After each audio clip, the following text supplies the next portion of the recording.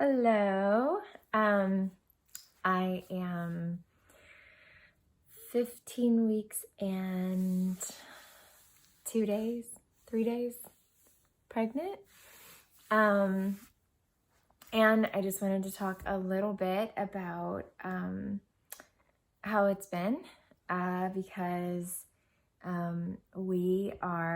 so when you see this video, it's going to be, it's going to be about a month and a half later, which wouldn't necessarily matter so much because we're not announcing currently it's March, and we're not going to announce our pregnancy yet. And so what's crazy is that currently we are on house quarantine. We are social distancing. We're on about day 5 of that right now. So this is going to come about a month and a half, I think, later than now. So right now I'm 15 weeks and 2 or 3 days pregnant. And we started practicing social distancing last week before it was mandatory. I didn't go anywhere. I had multiple events to go to and I didn't go. Our kids were supposed to still be in school, and we took our kids out of school, and then the schools all closed the next day. So things have been kind of strange. Obviously there's a lot of uncertainty in the world. I know a lot of people are feeling nervous, and it's a weird time. And the good news is what we have here is our family, and we're doing a lot of playtime. We're doing some homeschooling time. We're very lucky that our school has sent out homeschool work, and something really weird happened this weekend, or I guess it's normal for people, but then it was weird for me because I hadn't experienced it before. So this weekend, I started spotting. I had brown spotting. And of course I started Googling, and I think we even talk about it in our book. I know Teresa and I have talked about it before because Teresa's experienced it. A lot of people have experienced it during pregnancy, but I had not. I didn't spot maybe like a tiny bit right at the very beginning with Wyatt, and not with Esme. And so when this started happening, I was like, is this because of stress, or is it from I'm doing too much, like running around, cooking, cleaning? Like, what am I don't know, am I doing something, overexerting? And I remembered that my doctor had told me when we saw an ultrasound the last time that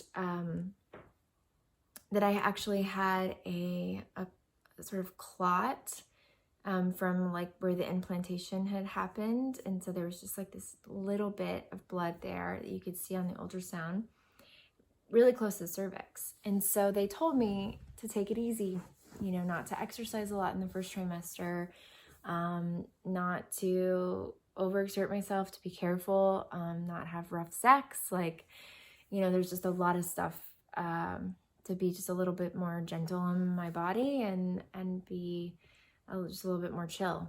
And so I started spotting, and I was like reminding myself of all those things, and of course I was still nervous. So I left a message with my doctor and got a message back that I could come in on Monday. And we're all on mandatory social distancing. All the restaurants are closed, everything's closed, but prenatal care is still available. So I decided to venture out and go get checked. And so it was weird. And so I'm watching some of these people walk around, and they're wearing masks and they're wearing gloves. And it just looks like a very different Los Angeles, I gotta say. So I went up to the building. I wore gloves in the building. I wore gloves to use the elevator. And then there were signs all outside of the office that there were no children allowed. There was no adults over 60 allowed into the office. And I went in, I got the ultrasound. Everything was fine. They told me that because I was 15 weeks in a couple of days, I could do my second trimester screening instead of coming back again at 16 weeks. So I was excited to go ahead and do that. And then, you know, I could really like not have any reason to have to go outside the home for a month. So, so I went ahead and did my second trimester screening, which you do your blood work, and they go through and look at all the organs, and they look at the spine, and everything looked great. I got to see the baby kicking and moving around, and it was amazing. And it was like this, you know, joyful, beautiful thing in the midst of a very weird time. So I'm going to show you my belly.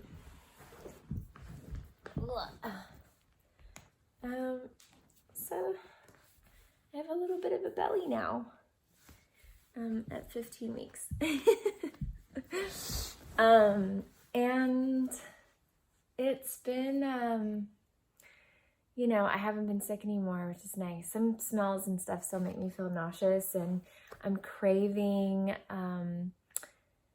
a lot of citrus and fruit, and eating oranges like it's my job.